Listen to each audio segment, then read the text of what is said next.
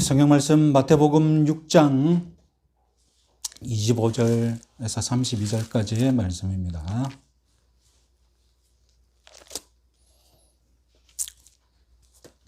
같이 읽겠습니다.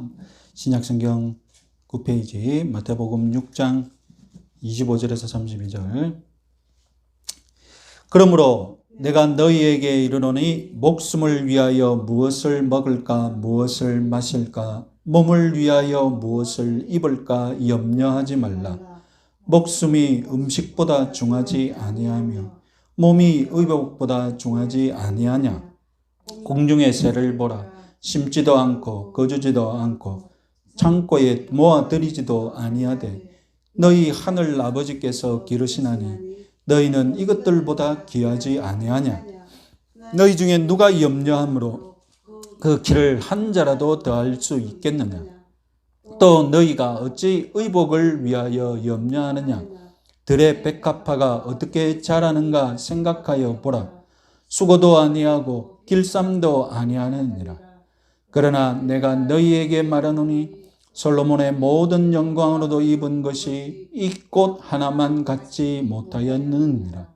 오늘 있다가 내일 아궁이에 던져지는 들풀도 하나님이 이렇게 입히시거든 하물며 너희일까 보냐. 믿음이 작은 자들아. 그러므로 염려하여 이르기를 무엇을 먹을까 무엇을 마실까 무엇을 입을까 하지 말라. 이는 다 이방인들이 구하는 것이라. 너희 하늘 아버지께서 이 모든 것이 너희에게 있어야 할 줄 아시느니라. 아멘. 오늘 본문은 염려에 관한 유명한 말씀이죠.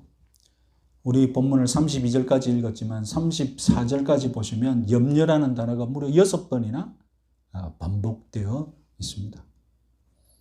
그래서 흔히 염려에 너무 집중하는 바람에 전체 문맥을 무시하곤 합니다. 많은 학자들은 이 산상설교가 예수님의 설교 모음집이라고 믿고 있습니다. 그렇다고 하더라도 예수님의 설교를 찍어내서 들었던 마태가 무작위로 설교를 막 연결시켜 놓았지는 않았을 것입니다. 한 주제에서 다음 주제로 넘어갈 때에 연관성이 있는 것들을 주의 깊게 연결시켰을 것입니다. 마태에게 기억력이 부족하고 지혜가 부족했다면 성령님께서 생각나게 하시고 지혜를 주셨을 것입니다. 예수님이 그렇게 하시겠다고 하셨으니까요. 그렇다면 염려 본문도 앞선 본문과 전혀 별개의 본문이 아니라 잘 연결되어 있음을 우리는 간파해야 합니다. 25절 첫 문장이 무엇입니까? 그러므로 내가 너희에게 이르노니. 앞의 말씀과 연결되어 있다는 겁니다. 앞의 말씀에 근거하여서 그러므로 내가 더 실천적이고 더 적용할 수 있는 가르침을 주시겠다는 것입니다. 앞선 본문들 무엇이었습니까? 생각해 봅시다. 천국에 들어온 성도들이 구제하고 기도하고 금식하는 것으로 하나님께 상 받아야 한다. 그런데 어떻게 해야 상 받을 수 있다고요? 하나님이 은밀한 중에 계시니 오직 하나님 한 분만 관객으로 보고 행해야 한다는 것이었습니다. 이렇게 은밀하게 구제하고 기도하고 금식하는 것이 곧 하늘에 보물을 쌓는 방법이었습니다. 하늘에 계신 하나님은 땅에서는 은밀한 중에 계신 분이십니다. 이것을 믿을 수 있는 마음, 하나님은 지금 은밀한 중에 나를 보고 계신다는 것을 볼 수 있는 눈, 영안, 마음과 눈이 준비되어 있어야 합니다. 그러면 이런 믿음이 있는 마음, 영안이 있는 눈은 땅의 경제생활과 하늘의 경제생활이 연결되어 있음을 믿고 볼 수 있습니다.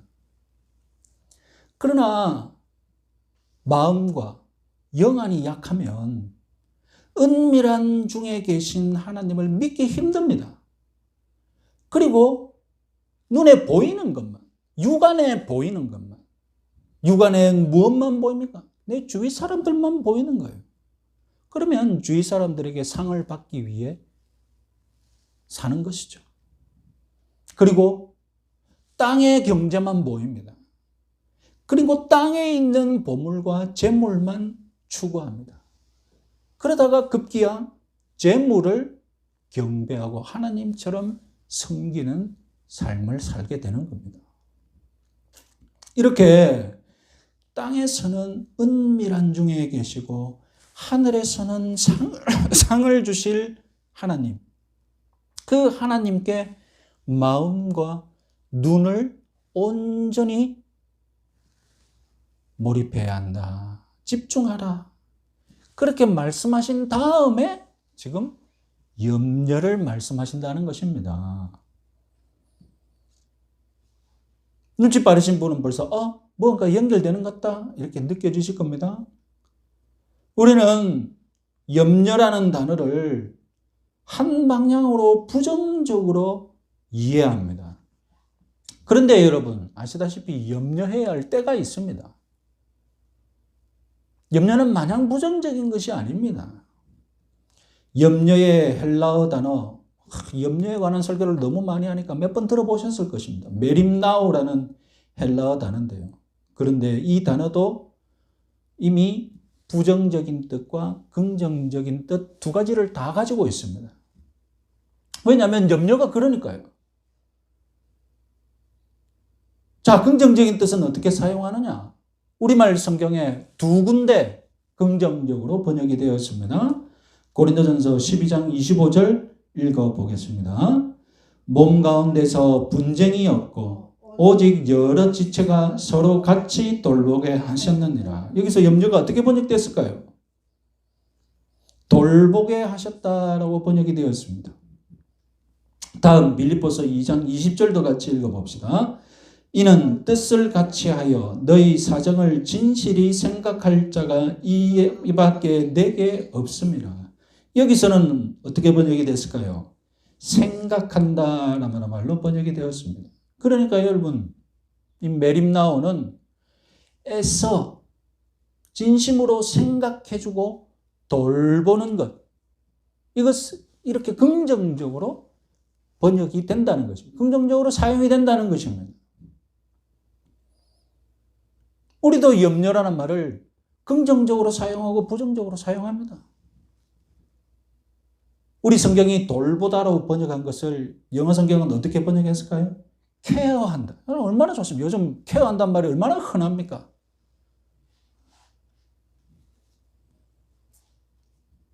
애써 생각해주고 케어해주는 것. 그것이 염려의 긍정적인 모습입니다. 그러면 긍정적인 케어의 염려, 애써 생각해주는 그 염려와 부정적인 염려, 이 두 가지를 가만히 놓고 연결시켜 보십시오. 동전의 양면입니다. 왜요? 애써 생각해주고 돌보다가 어떻게 되는 겁니까? 지나치게 과몰입하는 거예요. 지나치게 빠져드는 거예요. 처음부터 갑자기 염려 안 한다는 겁니다. 내 염려해야지 하고 염려가 갑자기 생기는 게 아니에요. 이미 염려의 기본 마음이 누군가를 염려하고 걱정해주는 이런 좋은 마음 속에서 염려로 진행되는 겁니다. 자, 여러분, 염려의 이 두 가지 양상이 있는데, 그럼 여러분, 이 염려의 두 가지 양상이 앞선 본문과도 연결이 됩니다. 왜냐하면 앞선 본문에 눈도 두 개요, 마음도 두 가지 마음을 얘기했기 때문입니다. 자, 여러분, 앞선 본문과 표를 한번 보시면 성한 눈을 가진 성도는 마음을 어떻게 사용하겠습니까? 마음을 하나님을 사랑하고 형제를 돌보는데 염려를 잘 사용하는 거예요.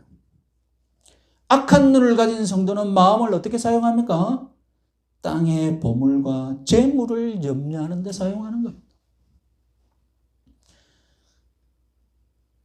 예수님은 우리들의 마음과 눈이 잘못 사용되는 실제 예를 드시는데 그것이 바로 염려입니다.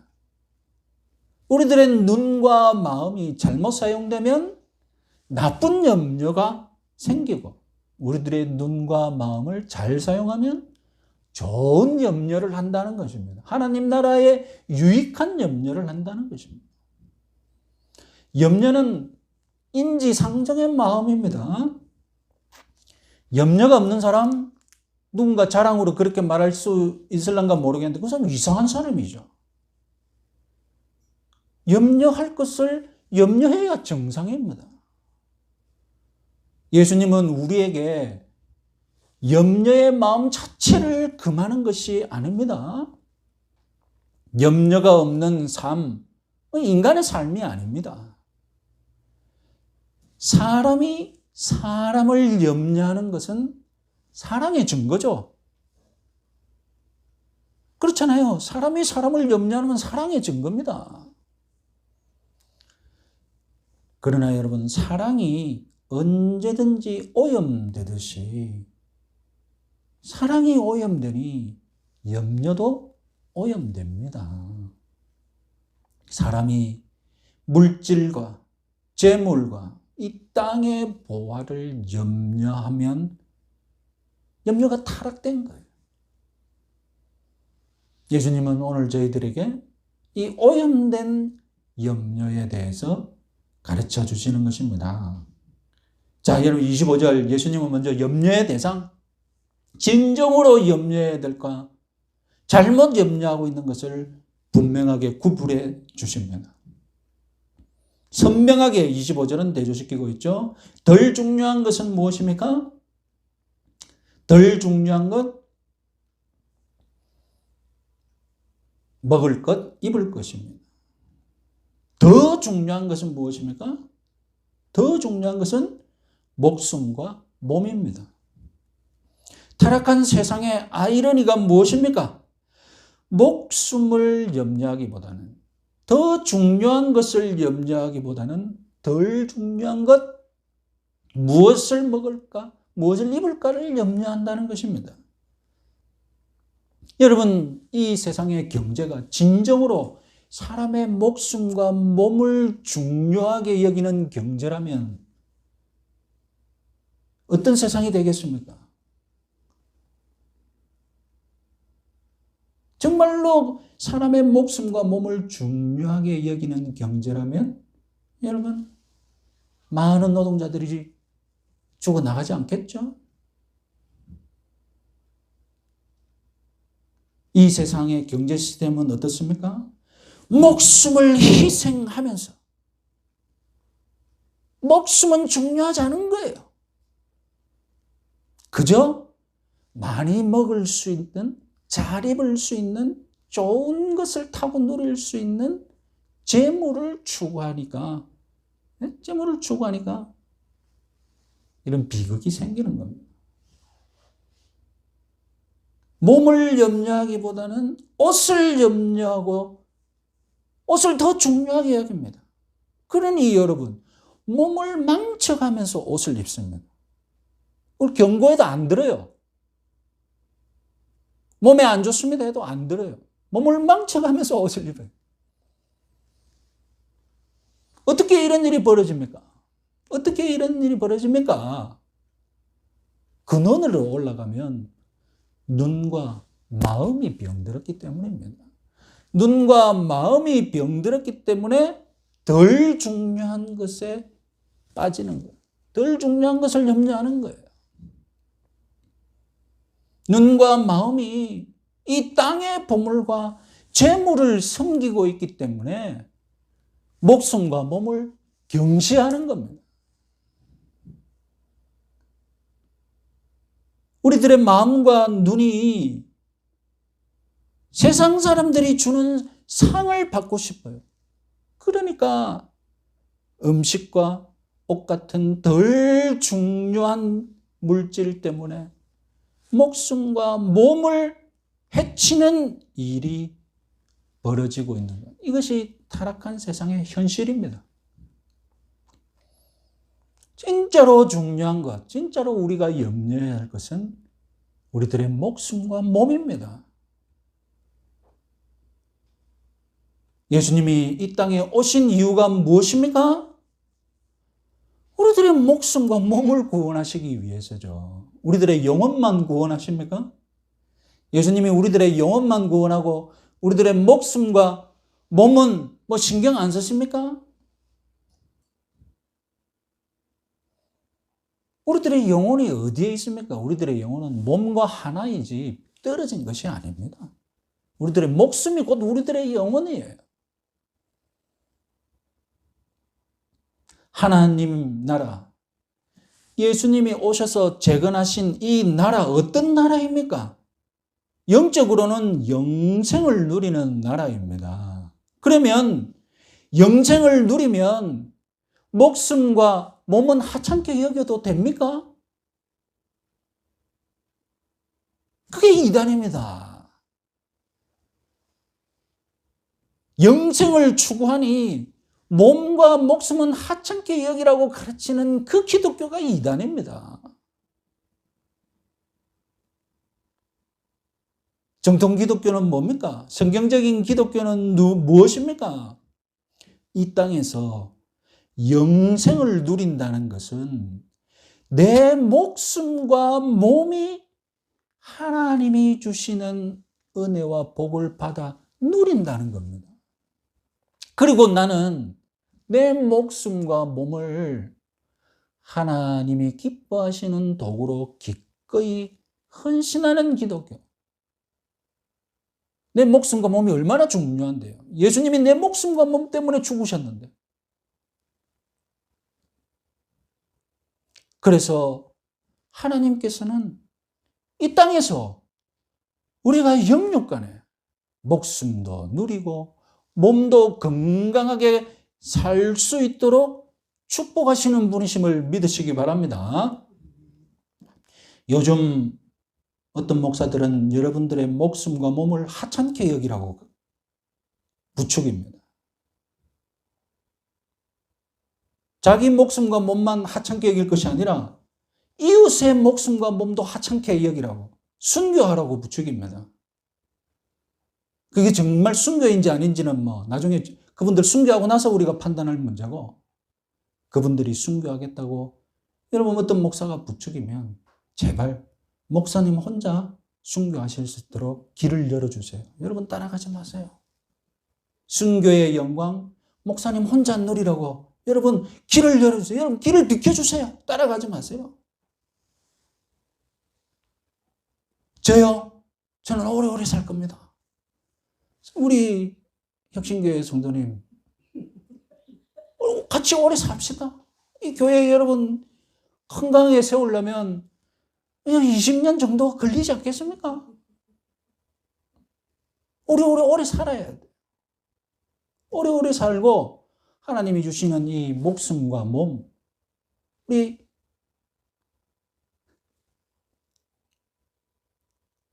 서귀포교 혁신교회를 세우는데 우리 목숨과 몸을 바쳐야죠. 그러라고 주신 목숨과 몸이 아니겠습니까? 같이 오래 사시기를 바랍니다. 여러분 사도행전을 보세요. 사도 바울이 순교할 기회가 있었는데 어떻게 했겠습니까? 도망 다녔어요.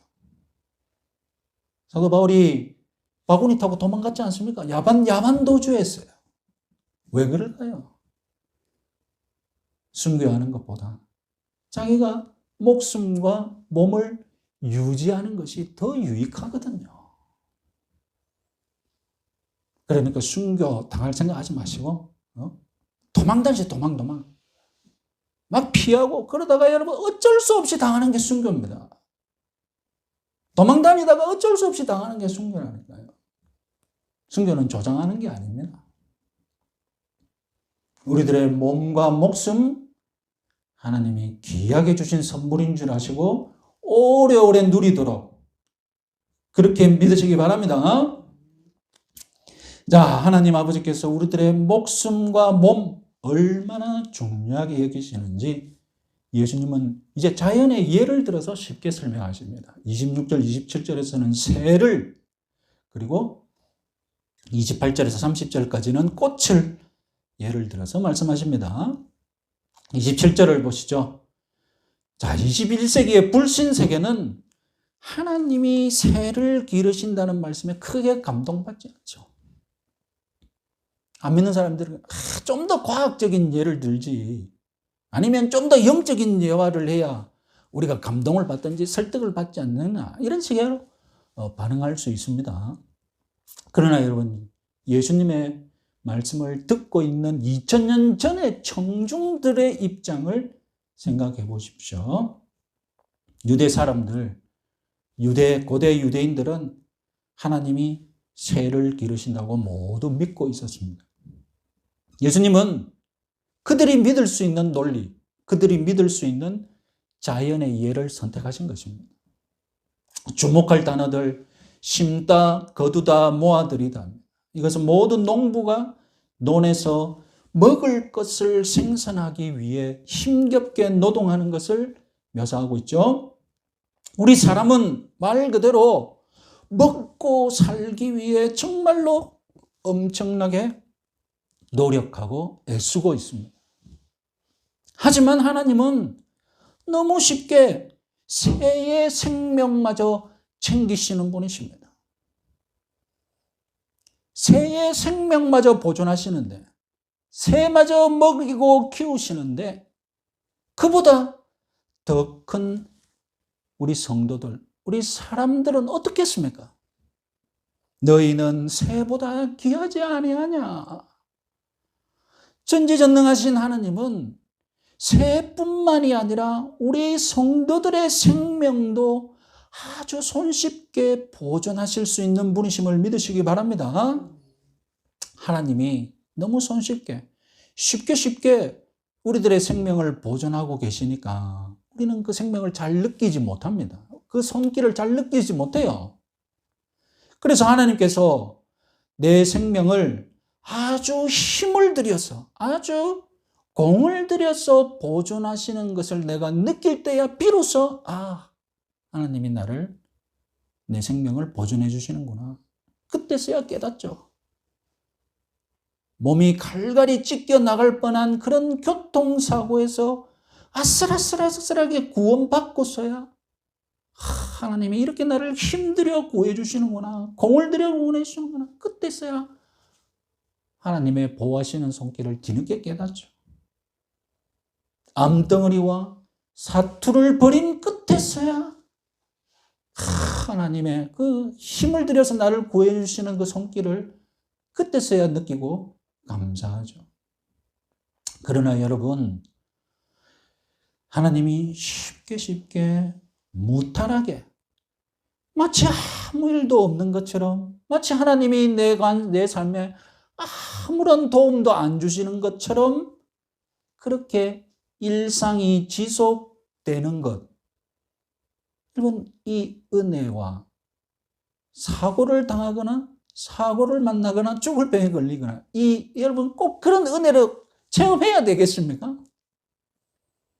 그래야 그 지경에 갔어야 꼭 하나님의 은혜를 받아야 되겠습니까? 그때서야 하나님의 은혜를 깨닫습니까? 일상 속에서 쉽게 그냥 무탈하게 반복되는 하나님의 손길을 확신하시기 바랍니다.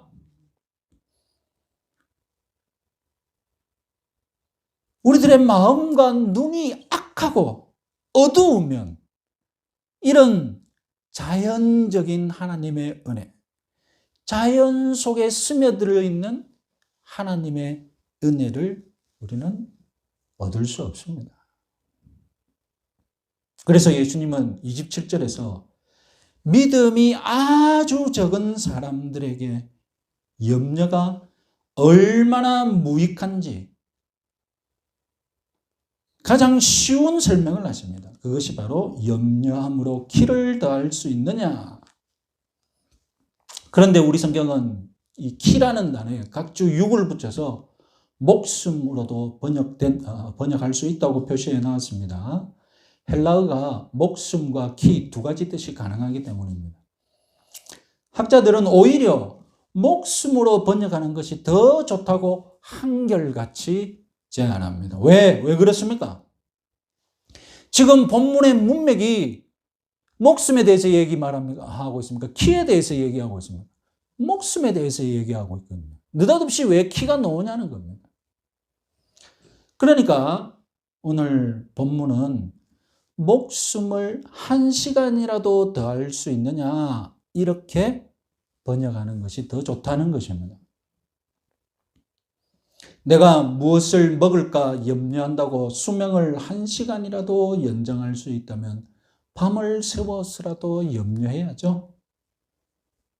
그러네 여러분, 염려하면 염려할수록 오히려 수명이 줄어든다는 것이 우리들이 현대과학이 알아낸 진리지 않습니까? 그러니 염려 안 하는 것이 유익하다. 염려한다고 네 수명을 1시간이라도 늘릴 수 있느냐? 얼마나 간단하고 쉬운 말씀입니까? 이어서 하나님께서 우리 몸을 얼마나 귀중히 여기시는지, 들의 백합화를 예로 드십니다. 자, 여러분, 고대에는 이 생물들의 이름을 정할 때에 오늘날처럼 세밀하고 복잡하게 정하지 못했습니다. 그럴 지식도 없고 저들이 무슨 차이가 있는지 정확하게 구분할 과학적인 지식이 없거든요. 그러니까 무슨 지명을 딱 정할 때에 어떤 생물의 이름을 정할 때에 그 범위가 어떻습니까? 엄청 넓은 거예요. 지금은 뭐 3개, 4개 이름으로 구분할 수 있지만. 자, 우리 성경이 백합화로 번역을 했는데 2000년 전에 정말로 오늘날 우리가 보는 백합화로 똑같이 정했을까?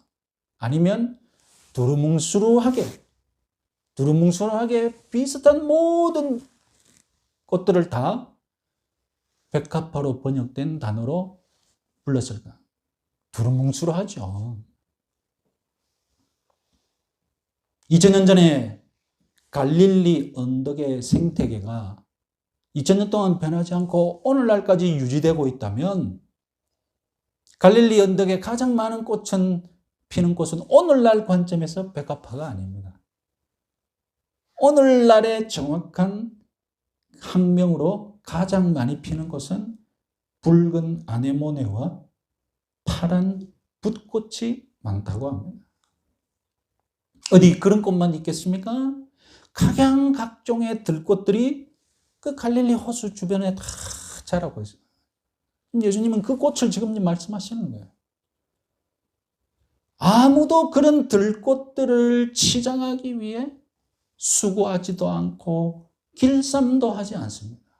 자, 길쌈은 섬유질을 꼬아서 실을 만듭니다. 그래서 그 실로 옷을 만드는 것 아닙니까? 사람이 옷을 만들어 입으려면 이렇게 수고해야 합니다. 거기다가 좋은 옷을 만들려면 값비싼 염료를 거기다가 또 염색을 해야 합니다. 그런데도 갈릴리 호수 주변의 꽃들은 수많은 색깔로 만든 옷을 입고 있습니다.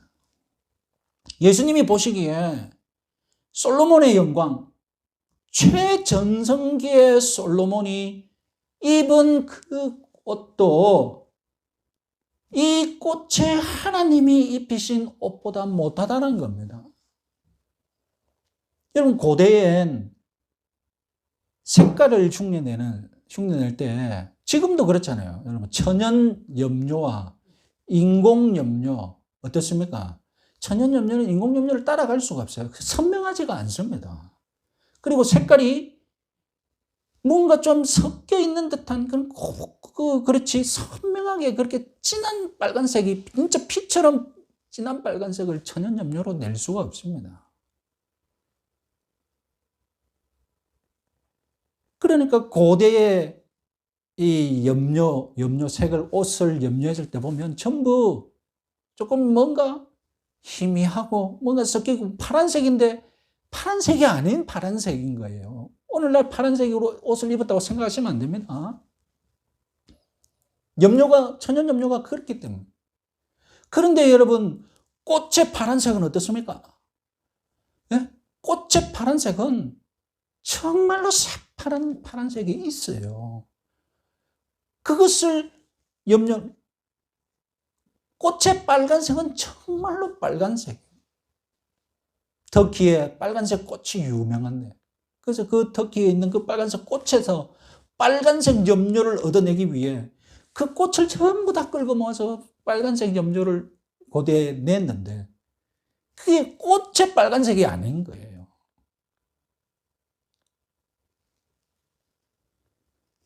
그러니까 여러분, 꽃이 입은 옷을 사람이 흉내를 낼 수가 없어요. 하나님이 꽃에 입히신 그 옷 색깔을 사람이 흉내낼 수가 없어요. 솔로몬이 아무리 비싼 염색 옷을 입는다고 해도 들꽃의 그 화려하고 선명한 염색 옷을 흉내낼 수가 없어요. 들꽃들은 사람이 표현할 수 없는 색, 사람이 말로 표현하기 힘든 색, 그런 옷을 입고 그런 옷을 하나님이 입혀 놓으셨다는 겁니다.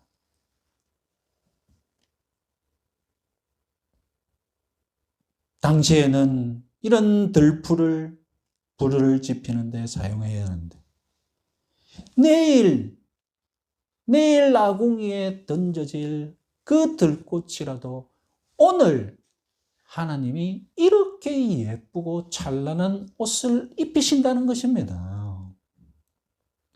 하물며 하나님이 이렇게 들꽃의 몸에 좋은 옷을 입히시는데 우리 사람들은 어떻겠냐는 겁니다. 우리 성도들은 어떻겠냐는 겁니다. 여러분, 부활을 생각해 보십시오. 부활은 우리 몸이 입을 마지막 옷, 정말 좋은 옷입니다. 우리 몸을 하나님이 얼마나 귀하게 여기시는지 우리가 부활의 새 옷을 입을 것을 믿으시기 바랍니다.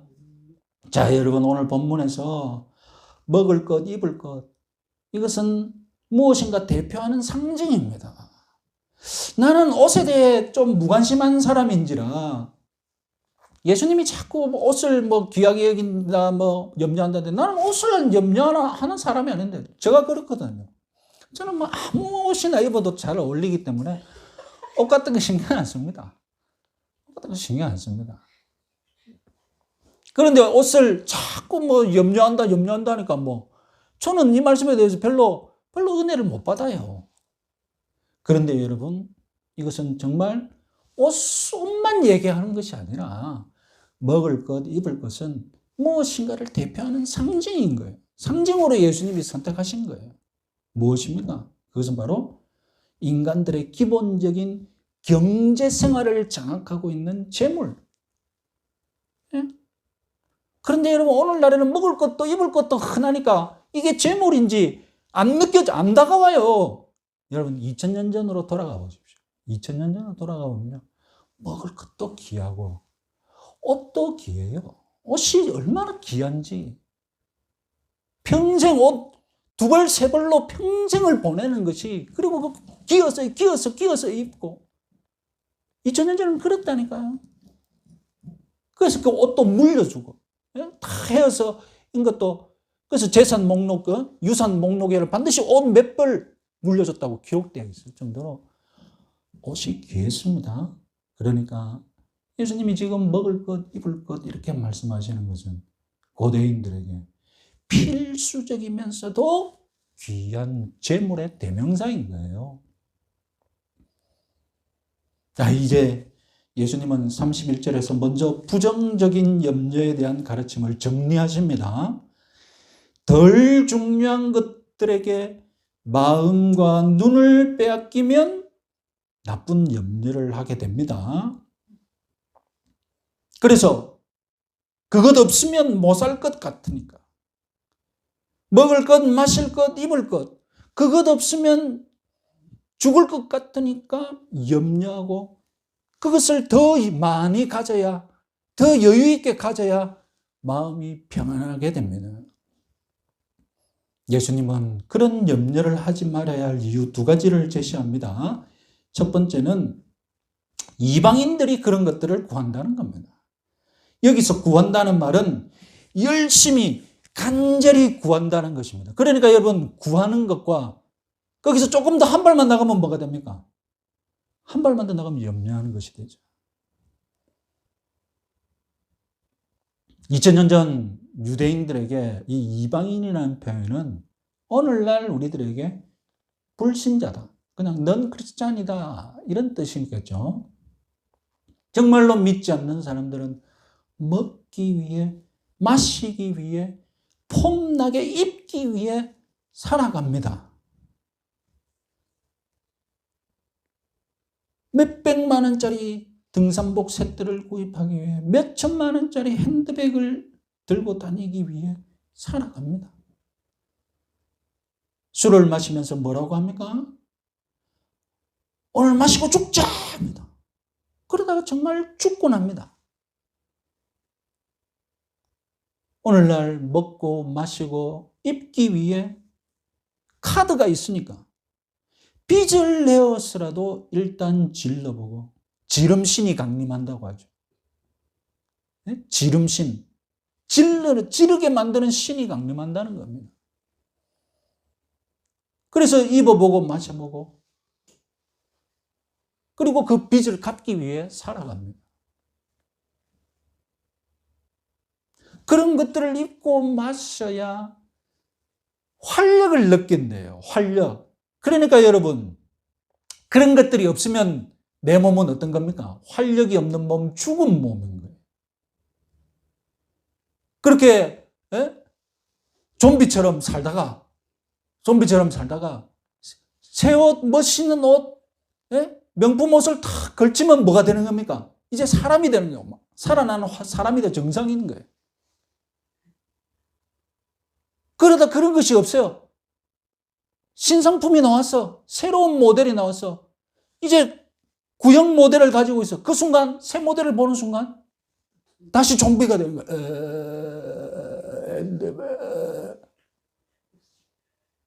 그러다가 새 거 걸어주고 새 옷 입으면 다시 사람으로 활력을 느끼고 살아나는.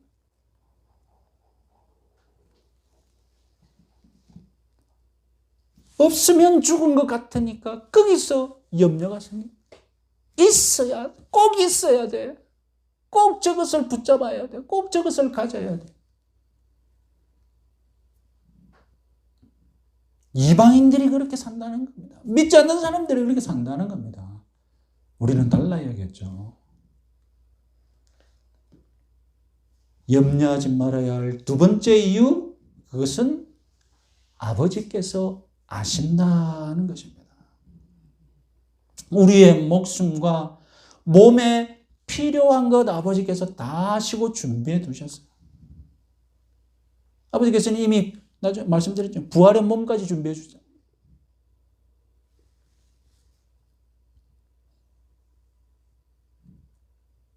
아시는 분이, 내 필요를 아시는 분이 하나님이면서도 성경은 굳이, 예수님은 굳이 뭐라고 표현하셨느냐? 아버지가 아신다라고 오늘 본문에서 두 번이나 아버지로 하나님을 소개하고 있어요. 새와 들꽃마저도 쉽게 생명을 보존하시고 좋은 옷을 입히시는 하늘에 계신 하나님, 그 하나님이 우리의 아버지가 되셨다는 것입니다. 부모는 자식이 무엇이 필요한지 다 알고 있죠.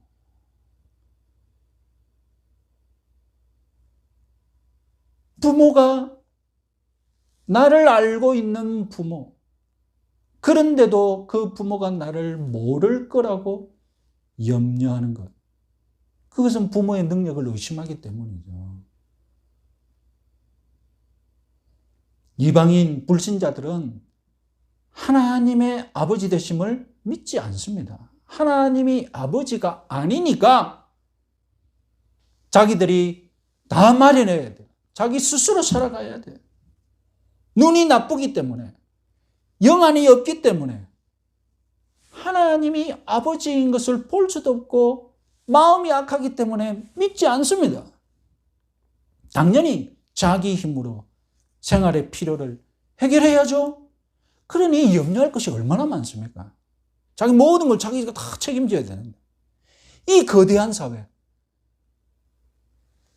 자고 있어도 코베어가는 이 험난한 세상 속에서 내가 먹을 것, 입을 것, 모든 걸 다 책임져야 하니 그 모든 것들이 염려덩어리죠.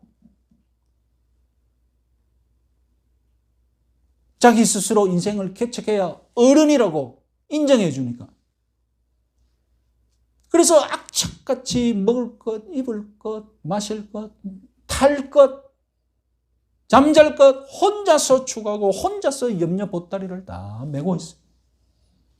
그러나 하나님을 아버지로 모신 사람은 달라야 합니다. 다를 수밖에 없습니다. 하나님이 동행해 주십니다. 하나님이 같이 해결해 주십니다. 어떤 때는 내가 해결 못하는 것 하나님께서 해결해 주십니다. 결코 인생을 혼자 살아가지 않습니다. 하나님과 동행하는 인생임을 믿으시기 바랍니다. 2020년 여러분 한 해 동안 하나님과 함께 걸어오셨습니까? 아버지로 모시고 아버지의 도우심, 아버지의 역사하심 체험하셨습니까? 저는 지난 한 1년간 돌아보면서 참 행복한 이 코로나의 위기 속에서 내 혼자 너무 행복한 것 같아서 참 미안한데 진짜로 행복하다라고 내가 입 밖으로 이렇게 자주 말한 적이 있었던가? 그럴 정도로 하나님의 인도하심 그리고 성도들의 사랑 받았음을 1년간 돌아보게 됩니다.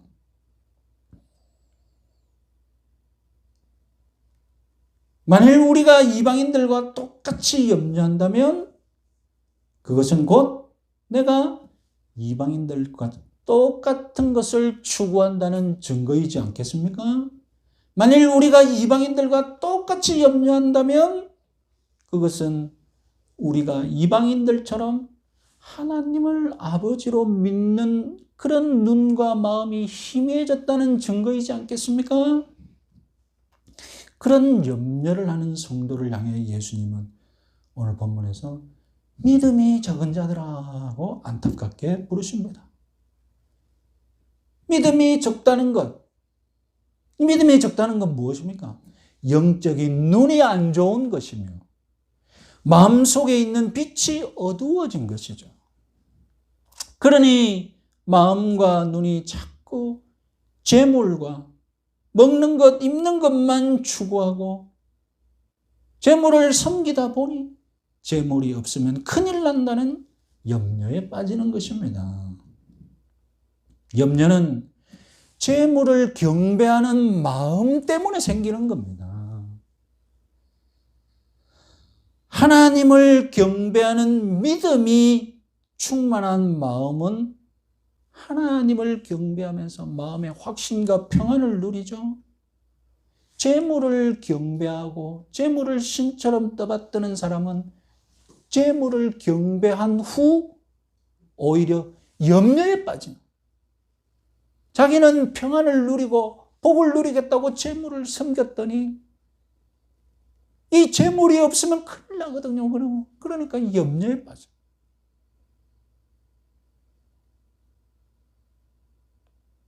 코로나가 확산되니 주가가 떨어지지 않을까 염려하고 계속 염려. 재물을 섬기는 순간 우리는 그 재물을 섬기는 대가로 염려를 받는다는 것을 유념하시기 바랍니다. 예수님은 믿음이 작은 자들아고 한탄하셨으니 우리가 큰 믿음을 가지실 것을 원합니다.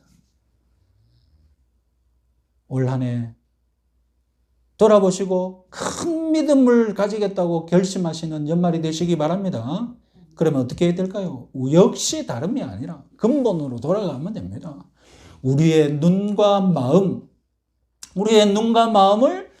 주님께로 향하고 하늘을 향해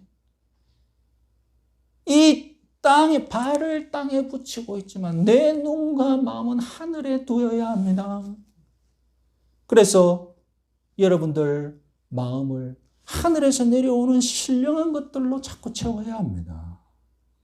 여러분들 마음에 지금 무엇이 가득 차 있습니까? 어떤 물질적인 것들이 여러분들 마음을 지금 훔치고 있습니까? 여러분들 눈 지금 어디에 빼앗겨 있습니까? 여러분 눈이 주목하고 있는 것이 무엇입니까? 이 땅의 재물에 마음을 빼앗기고 눈을 빼앗겨서는 안 됩니다. 이 땅의 재물을 뛰어넘고 초월하여서 하늘에 계신 하나님, 이 땅의 은밀한 중에 계신 하나님을 자꾸 찾아야죠. 이 땅에 은밀하게 계신 하나님을 찾고 그분을 주목하면 진정한 보물을 쌓는 여러분들 그런 삶이 될 줄 믿으시기 바랍니다. 그러면 은밀한 중에 계신 하나님 자꾸 찾고 만나고 내 마음과 눈이 은밀한 주님 자꾸 찾는 데 집중하면 나는 확신과 평안을 누리고 염려에서 해방될 수 있습니다. 마음과 눈과 염려 한 세트입니다. 하나의 꼬리로 묶여 있습니다. 이번 한 주간도 이 진리를 간파하시고 염려로부터 해방되시는 2020년 연말이 되시기 바랍니다. 찬송가 588장